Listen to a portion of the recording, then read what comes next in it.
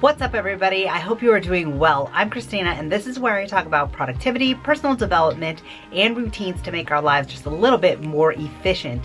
Today is the first day of February. It is snowing. I'm feeling all the cozy vibes. I have all of my warm little drinks around me here in my home office, but I thought I'd bring you a video on how to be productive. So today I'm going to talk about 3 different methods on how to increase your productivity.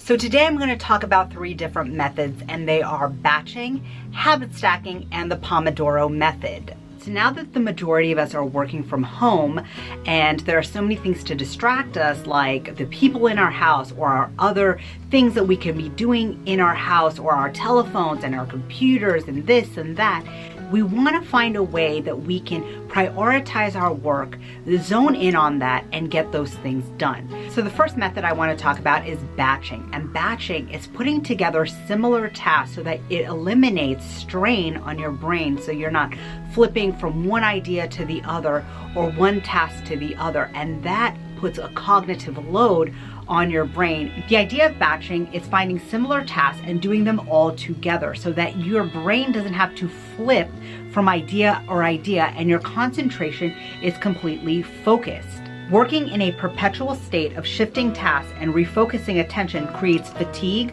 stress, and decreased productivity.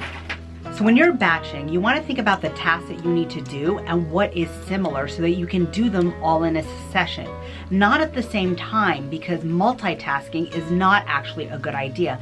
And it is proven that less than like 10% of the population is actually effective at multitasking.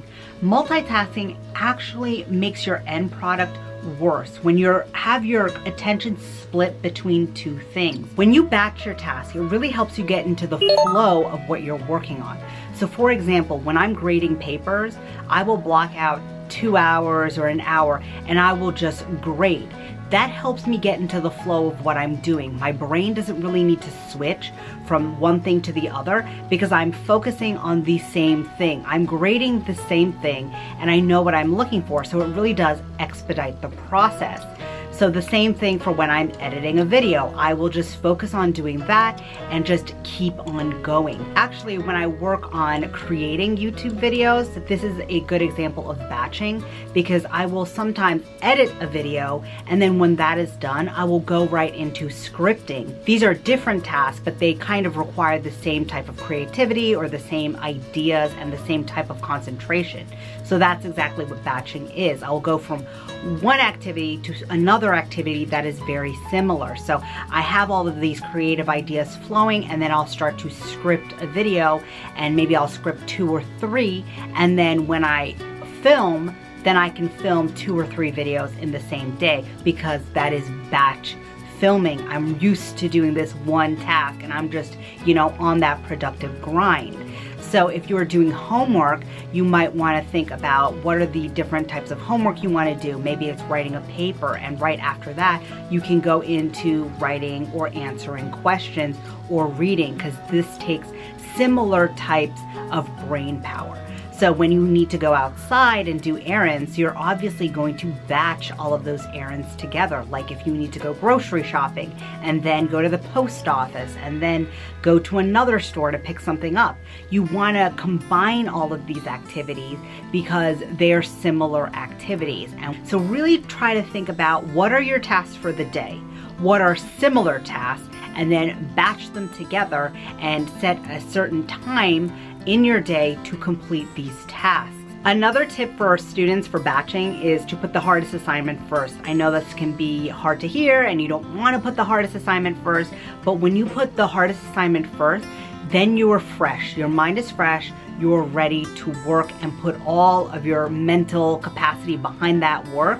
And then when you're done with it and you go into an easier task, your brain is more relaxed, because it is easier to go from something that is harder to easier on the scale. If you start from a whole bunch of little easy things, little tasks like emailing people or doing this little easy questionnaire, your brain and your energy is already used on so many little things that by the time that you get to the harder tasks, you're kind of already spent. All right, so productivity tip number 2 is habit stacking.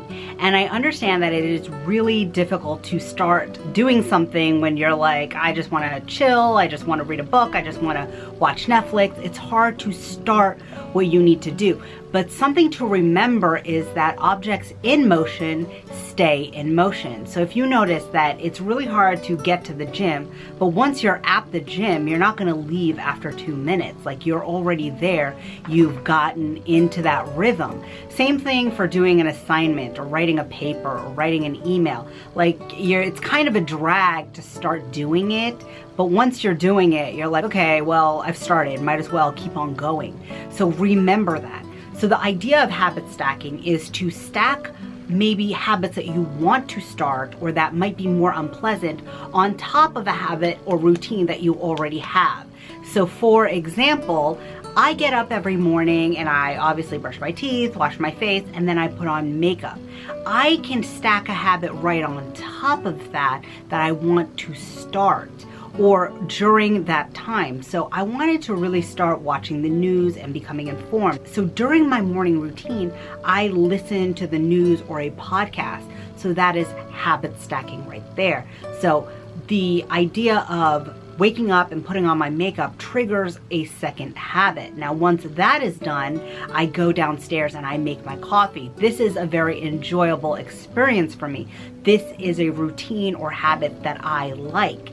So I can stack a habit that I'm trying to work on or might not like or be used to right on top of that habit of making coffee, right? So I try to habit stack something that I enjoy with something that I'm working on, and then something that I enjoy, and then something that I'm working on, so that it's kind of like, okay, well, I don't want to do this, but I'm really excited for this.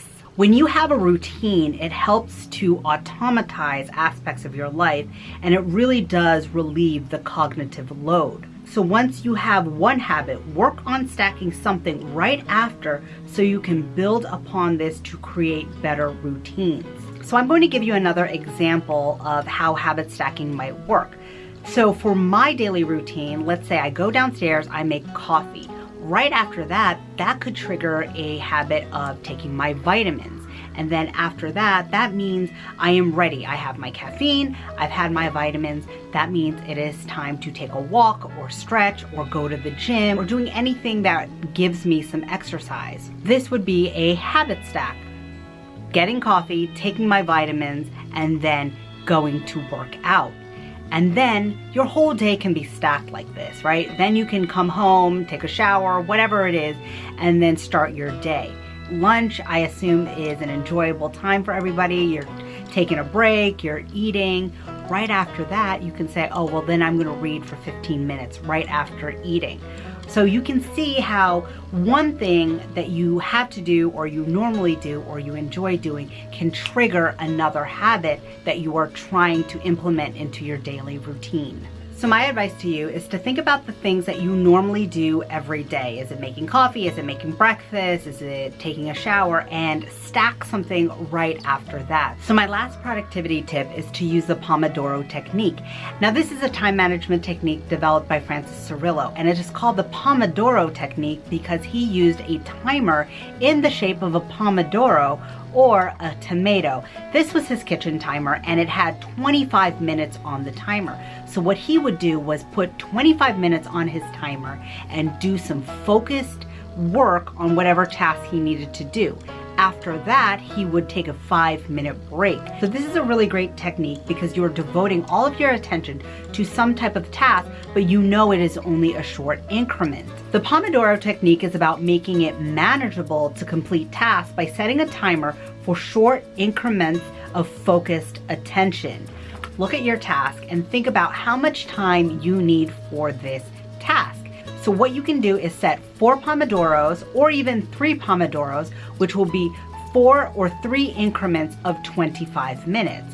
After those 25 minutes, you get a 5-minute break.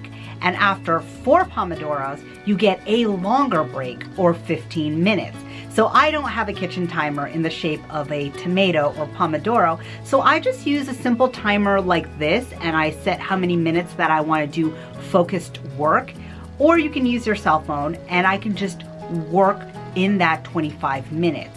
And then after that, I get a 5-minute break. I can take that break to watch a YouTube video, or to scroll Instagram, or to go to the bathroom or have a snack, whatever it is.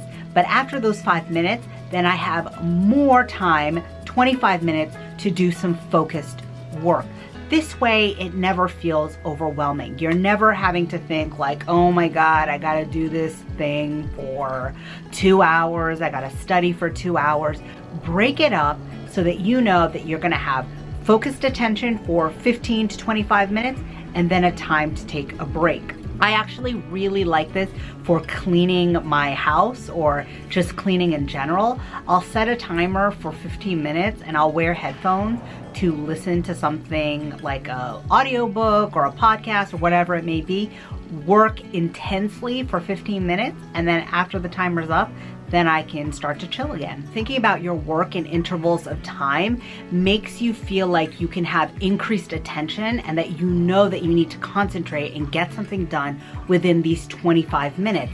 And after that time, you know that you're going to get a break. So you're going to be working harder and more intensely, and also trying to reduce any distractions, because this is what you need to get done within this small allotted amount of time. Well, everybody, those are my 3 tips on how to stay productive and how to focus on your work or different tasks that you have in your day. I hope these tips were helpful, and I hope that you can figure out a way to implement one or even all of them when you have some things to do. Well, I think that's all I have for you today. If you like this video, please like this video, subscribe down below for more tips on productivity and routine building. And as always, I hope you're staying sane and safe, and don't forget to keep learning and stay curious. Bye.